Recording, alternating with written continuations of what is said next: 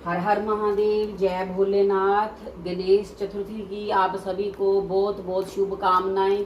आज हम करने जा रहे हैं गणेश जी की स्थापना की सरल विधि आपको बताने जा रहे हैं। जैसे हमारे जहाँ पंडित जी गणेश की पूजन करवाते हैं, स्थापना कराते हैं, बिल्कुल वही सरल पूजा आपको दिखाने जा रहे हैं। तो ये मैंने एक चौकी यहाँ पर लगा ली है और आसन बिछा लिया है। सबसे पहले हम इसके ऊपर थोड़ा सा गंगा जल से इसको शुद्ध करेंगे, इस पर छिड़काव करेंगे और उसके बाद हम जहाँ पर करेंगे थोड़े से ये गेहूं हैं, चावल हैं, इनका आसन देंगे।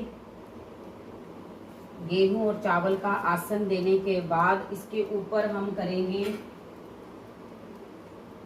ये थोड़े से फूल ले लेंगे, फूलों का आसन देंगे, ये दुब का आसन देंगे और फिर हम अपने गणेश जी की प्रतिमा को जहाँ पर स्थापित करेंगे। तो ये है मेरे गणपति महाराज, इनकी मैं करूँगी जहाँ पर स्थापना। और इसके बाद मैं इनका हटा रही हूँ यहाँ पर से। ये मैंने कर दी है गणेश जी की स्थापना। और अब जो मेरे घर के पूजा स्थान पर जो रखे हुए गणपति जी जिनकी डेली पूजा करते हैं हमने उनको भी आसन देना है फूलों का और चावल गेहूं रखकर उन गणपति जी को भी हमने जहाँ पर आसन देना है। तो ये मैंने रखते गणपति जी और इनके साथ ही हम रखेंगे ये चावल और गेहूं की एक, आप ऐसे चावल और गेहूं का आसन दे दीजिए। माता रिद्धि माता और सिद्धि माता दो सुपारियां ली हैं मैंने। ये सुपारी हम एक रिद्धि माता और एक सिद्धि माता, इनकी भी हम पूजन करेंगे। तो रिद्धि और सिद्धि माता हम पर कृपा करे और हमारे घर पर हमेशा विराजमान रहे। तो ये कर दिया। अब करेंगे हम जहाँ पर भी एक एक हमको तिलक लगाना है। ये एक रिद्धि माता का और एक ये सिद्धि माता का। कि जब हम अपने गणेश जी का विसर्जन कर दें तो ये जो तिलक है रिद्धि सिद्धि के रूप में हमारे घर में ही विराजमान रहे। तो इसके बाद ये हमने इनकी स्थापना कर दी। अब इसके बाद हम जहाँ पर लगाएंगे कलश के लिए, अब कलश की स्थापना करेंगे तो इस पर हम लगाएंगे गणेश जी के सीधे भाग। हमारा लेफ्ट हैंड होता है और जो हमने मूर्ति की स्थापना की है उनका राइट हैंड होता है। राइट हैंड की तरफ हमें कलश की स्थापना करनी है।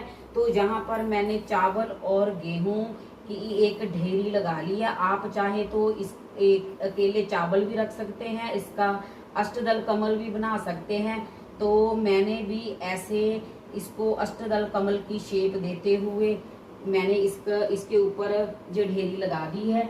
और अब मैंने लिया है जहाँ पर कलश, और कलश आप पीतल का ले लें, मिट्टी का ले लें, लेकिन स्टील का अगर आप ना लें तो अच्छा है, पीतल का ज़्यादा अच्छा होता है, तो पीतल का ले लें। मैंने इस पर स्वास्तिक का निशान बना लिया है। और अब हम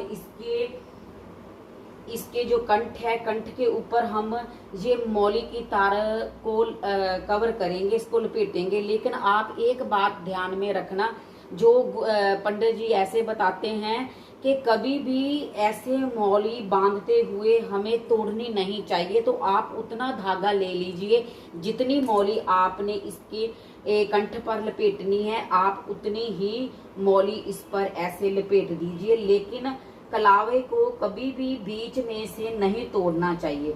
तो मैंने ये स्वास्तिक का निशान बना लिया है, उसके कंठ पर मैंने इस पर कलावा भी लपेट लिया है। और अब हम इसमें डालेंगे थोड़ा सा पहले गंगा जल और बाद में डालेंगे इसमें साफ जल। तो थोड़ा सा मैं डाल रही हूँ, इसमें मैं डाल रही हूँ जो देखिए गंगा जल। और गंगा जल डालने के बाद हम इसमें डालेंगे थोड़ा सा साफ जल।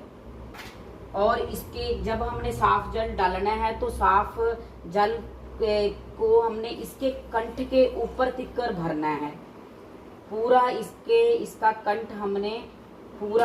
कंठ हमने भर देना है जल के साथ। और तब हमने हाथ जोड़कर आवाहन करना है वरुण देव और समस्त जितनी भी पवित्र नदियां हैं उन सब का मैं आवाहन करती हूँ कि इस कलश में आकर विराजमान होइए। तो आपने ऐसे हमने पवित्र नदियों का आवाहन करना है अपने कलश के भीतर, और इसके बीच में हमने डाल देने हैं सबसे पहले हमने इसमें डालने हैं थोड़ी सी ये सामान हमने डालना है, सुपारी डालनी है, ये फूल है, ध्रुवा है, एक का सिक्का है, और हल्दी पाउडर भी हम ले सकते हैं, हल्दी की गांठ भी ले सकते हैं जो आपके पास हो, और थोड़े से अक्षत। तो सबसे पहले मैं इसमें डाल रही हूँ ये सुपारी, ये थोड़ा सा हल्दी पाउडर है, ये अक्षत, ये एक का सिक्का, और अब मैं इसमें डाल रही हूँ ध्रुवा, और ये हैं थोड़े से इसमें फूल डाल रही हूँ। तो हमने ये कलश को तैयार कर लिया, और अब मैं ले रही हूँ इसमें 5 पल्लव। आपके पास आम के हों, पान के हों या अशोक के हों, जो भी आपको मिले आप उन 5 पल्लवों के साथ इसको कलश में डालना है। तो मेरे पास ये अशोक के थे तो मैंने अशोक के ये पल्लव ले लिए और मैंने इसको इनके ऊपर रख दिया। और अब ये कलश की स्थापना मैं करूंगी। इस जो मैंने गेहूं की ढेरी लगाई है इस ढेरी के ऊपर मैं कलश की स्थापना करूंगी। जो मैंने ये स्थापना कर दी है इसकी, और इसको बाद में एक बार हमने जैसे हम रख देते हैं तो बाद को कलश को हिलाना नहीं होता बिल्कुल भी। तो अब हम इस पर रखेंगे, ये मैंने अक्षत लिए हैं और मैं इस पर रखूंगी अक्षत।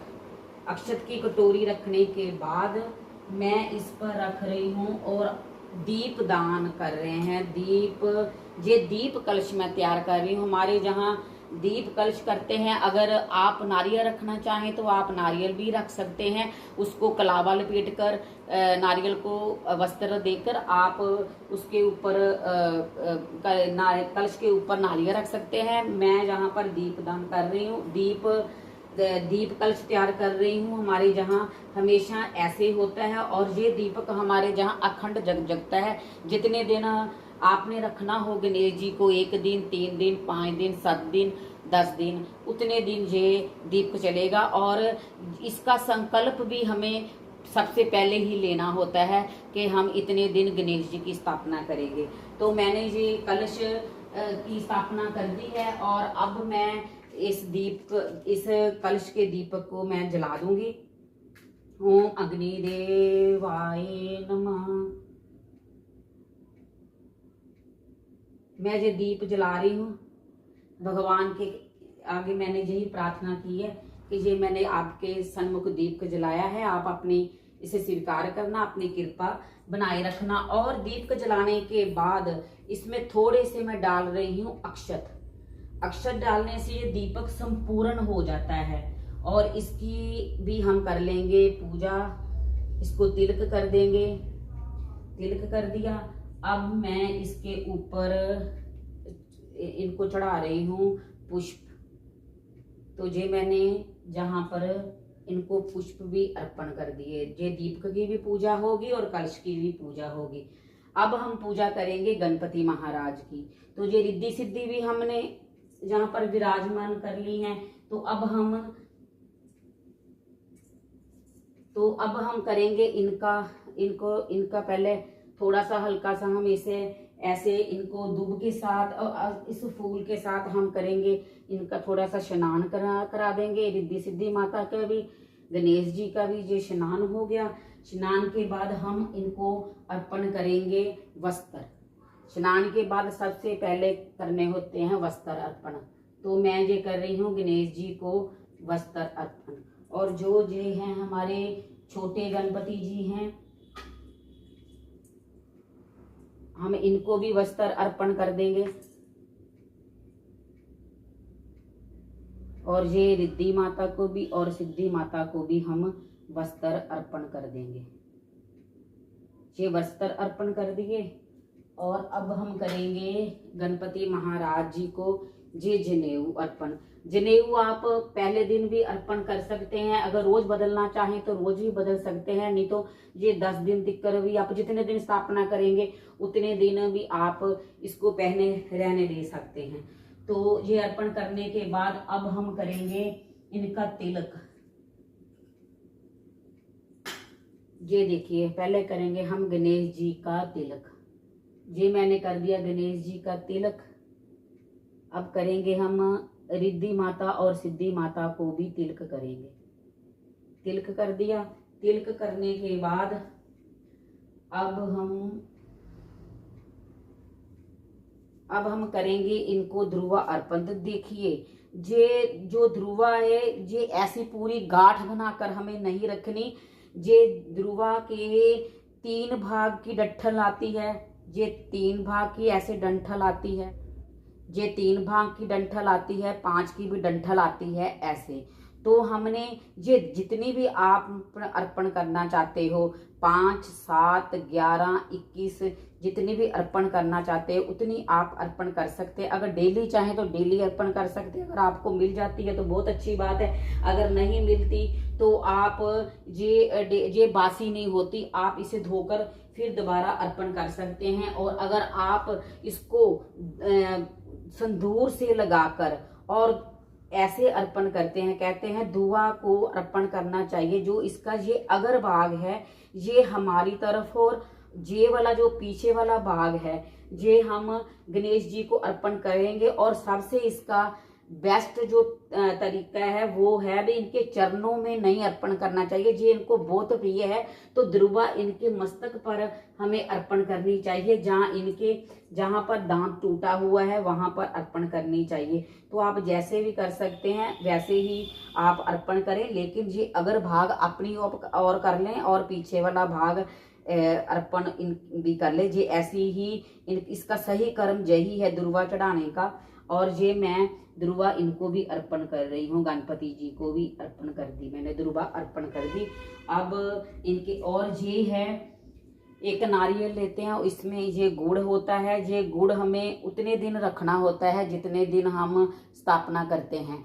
और इसका सबसे यही सही तरीका है कि आपने जब भी इसका भोग लगवाया तो आप कुछ देर बाद वो भोग को उठाकर इसको गाय माता को खिला सकते हैं। और उसके बाद आप डेली गुड़ जहाँ पर अर्पण कर सकते हैं गणपति जी को। और ये मैं जहाँ पर गणपति जी के को अर्पण कर रही हूँ, तो आपने ये डेली अर्पण करना चाहें तो डेली अर्पण कर सकते हैं। गुड़हल के फूलों बहुत प्रिय हैं गणपति जी को, तो मैंने ये गुड़हल के फूलों की माला बना ली है और मैं गणपति जी को फूलों की माला यहाँ पर अर्पण कर रही हूँ, फूलों की माला अर्पण कर रही हूँ। और ये गणपति जी को भी फूल अर्पण कर रहे हैं। और रिद्धि सिद्धि माता को भी हम जहाँ पर फूल अर्पण कर रहे हैं। और ये अब इनकी आरती के लिए मैं जला रही हूँ जहाँ पर ये दीपक, और ये दीपक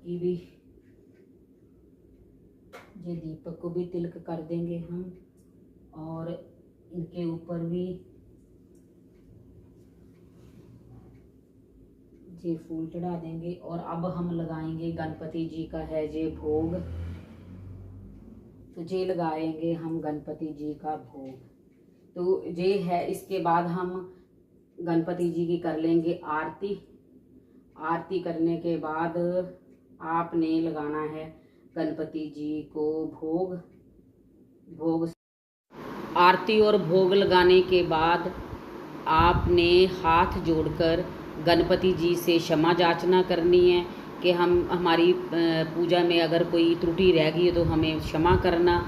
और अगर आपको ये वीडियो अच्छी लगे तो सब्सक्राइब और लाइक ज़रूर करना। गणपति बप्पा मोरिया, मंगल मूर्ति मोरिया।